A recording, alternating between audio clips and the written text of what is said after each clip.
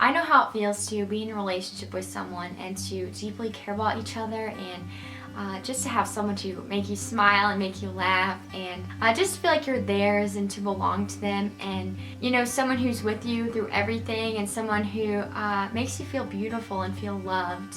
But I also know exactly how it feels when that person leaves. You kind of question everything you did and what you could have done to make them stay, and you kind of just doubt yourself and question yourself. Adjusting from, talking to that person every single day to, not talking to them at all is a very, very hard adjustment, and it very much leaves you feeling like lonely and sad and alone. And I know exactly like that feeling of, will I be able to let my guard down again? Will I be able to be vulnerable with someone again?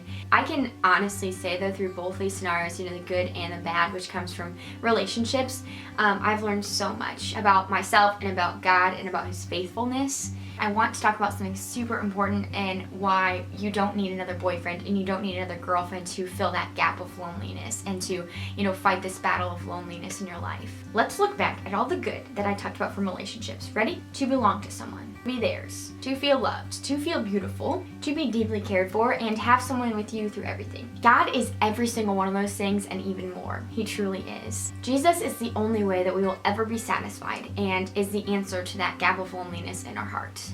If you are struggling with loneliness, know that you are not alone, okay?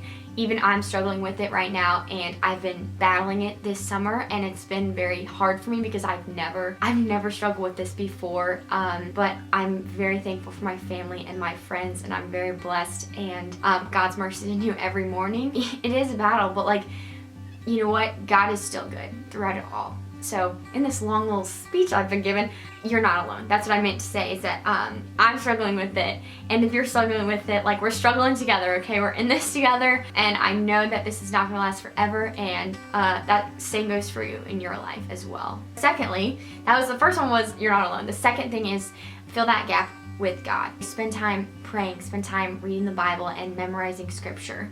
God is the answer to why humans never seem to be, satisfied, because people try to find happiness, fulfillment in all the wrong places, like alcohol, even relationships with boyfriends and girlfriends, and sex, and the list could go on and on, right? But Jesus is the only one that will ever satisfy our hungry hearts as humans, because that void in our heart was meant to be filled with Jesus. And what I love so much is that His love can never be taken away from us. Boyfriends and girlfriends may leave and may walk out of our lives, but you know what? God will never leave you, and God will never, ever walk out of your life. You know what? With God, we are His, we belong, we are special, and we are loved, and that love can never, ever be taken away. Isaiah 43:1 says, "Do not be afraid. I saved you, I named you, you are mine."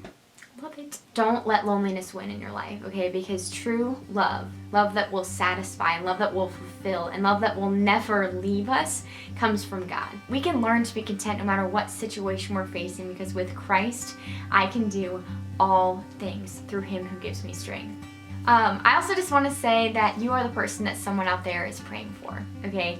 The battle with loneliness is very difficult. Very, very, very difficult. But you know what? Take it day by day.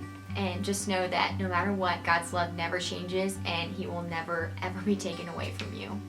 Okay, the last thing I want to say is very important, okay? Any situation that God lets us go through, we can learn something from it, and He can teach us something from it. Our suffering, God can use to help mold us into the person that He knows that we can be. He knows our potential, and He knows what good is going to come out of this. He's going to teach you something, and you're going to look back, and you're going to say, God is faithful.